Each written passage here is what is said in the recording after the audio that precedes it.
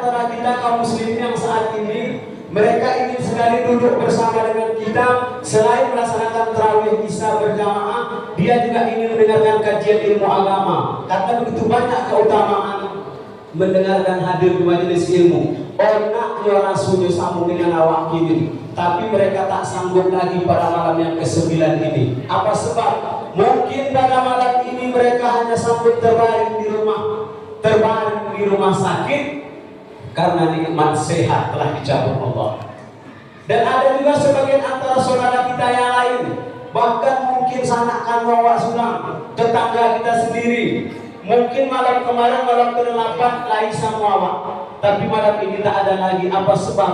Mungkin nikmat istiqomah beribadah, beramal soleh, iman dan takwa lah dicabut Allah dalam hati mereka. Bahkan para ulama mengatakan al-istiqomah khairu min alfi karomah. Satu istiqomah itu lebih baik daripada 1000 karomah. Betulah hebatnya. Malam ini semua nikmat besar itu Allah masih berikan kepada kita. Di antara umur masih ada, sehat masih diberikan, istiqomah iman Islam masih ditanamkan, maka tidak ada ungkapan terindah yang keluar dari mulut kita malam ini melainkan ucapan syukur alhamdulillah rabbil alamin. Kemudian berselawat kita kepada baginda Nabi Muhammad sallallahu alaihi wasallam dengan ucapan Allahumma shalli ala sayyidina Muhammad wa ala ali sayyidina Muhammad. Inyo mengaku seorang muslim, inyo Islam, tapi berbicara tentang sholawat dia ragu. Bahkan sempat dia bertanya, Ustaz, aku nak bertanya, apa tuh? Kalau saya bersolawat, apakah mungkin sholawat saya ini sampai ke Nabi Muhammad? Sedangkan ini adalah mati. Berani dia bertanya lagi dan ragu ini, padahal ini Islam, KTP Muslim. Maka ini dulu yang pernah dipertanyakan sahabat kepada Rasulullah, sampai-sampai Nabi mengatakan, inna sholatakum wa'rudatun alayya. Sholawat yang kalian bacakan, yang kalian ucapkan akan dibawakan para malaikat kepada aku, kata Nabi. Lalu sahabat bertanya, kaifa sholatuna wa'rudatun alayka wa qad ahrimta? Apakah mungkin sholawat yang kami ucapkan dibawakan malaikat ke makamu ya Rasulullah, sedangkan engkau sudah hancur dimakan cacing tanah? Maka Nabi menjawab, innallaha haramal arda ajsadal anbiya. Sesungguhnya Allah mengharamkan tanah memakan jasad para nabi. Begitulah Allah memuliakan Rasulullah sampai-sampai cacing tanah yang tumbuh dari yang haram. Panharu al-nabi, tempatnya neraka jahanam. Bagaimana itu neraka, Ustaz? Usah jahanam dulu deh. Terbayang neraka sudah pasti ganas. Saking ganasnya ada seorang pemuda bernama Suhaib.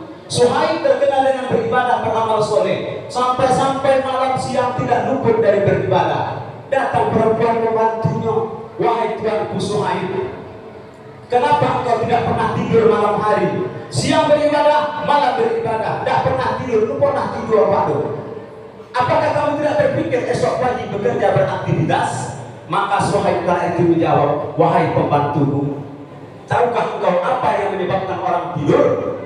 Maka pembantunya menjawab, rasa kantuk wahai tuanku. Apa jawab Suhaib? Sedangkan rasa kantukku telah hilang. Kenapa kantukmu hilang wahai tuanku? Ketika aku membaca satu ayat yang bercerita tentang neraka Allah. Apa beda Suhaib dengan awak? Suhaib satu ayat minimum 3 sampai mati. Awak beribu-ribu kali maju ayat tentang neraka, pertama koruh di dua tuh Suhaib. Kemudian bagaimana model dari nerakanya Allah itu? Iku ini punya berapa-apa ibu kudu kurang sempurna inti.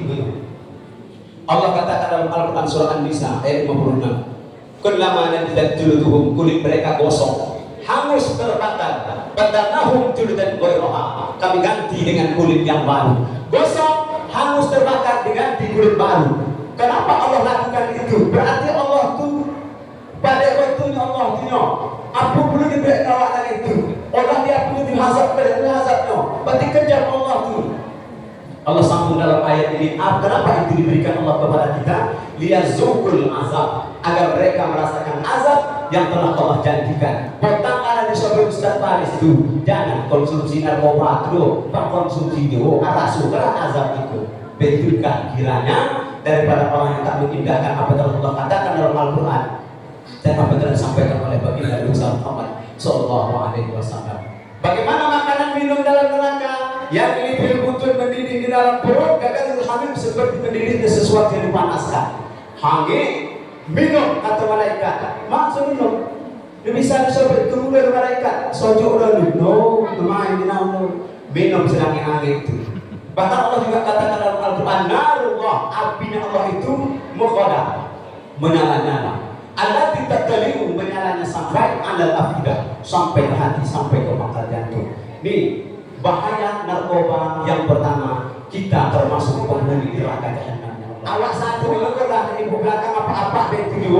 Kalau kita konsumsi narkoba itu, maka kita termasuk kepada orang-orang yang tidak akan diijabah, dikabulkan doanya. Mana dalilnya Ustaz? Idza rajula yutilu safar, ada seseorang yutilu safar, perjalanan panjang.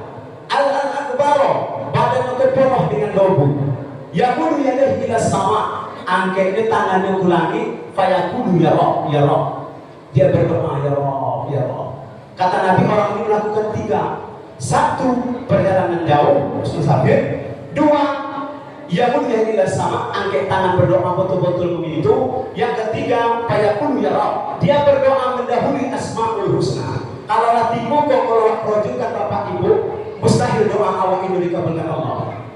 Karena orang musafir lebih cepat doa dikabulkan daripada awak yang ontok. Orang yang memohon kepada Allah dengan betul-betul begitu akan cepat dikabulkan Allah daripada awak yang anggap sepele doa awak. Yang ketiga, orang yang mendahului doanya dengan asmaul husna. Ya Allah, ya Rahman, ya Rahim, ya Malikul, ya Qudus, Salamul Mu'minul Muhaimin, Azizul Jabbar.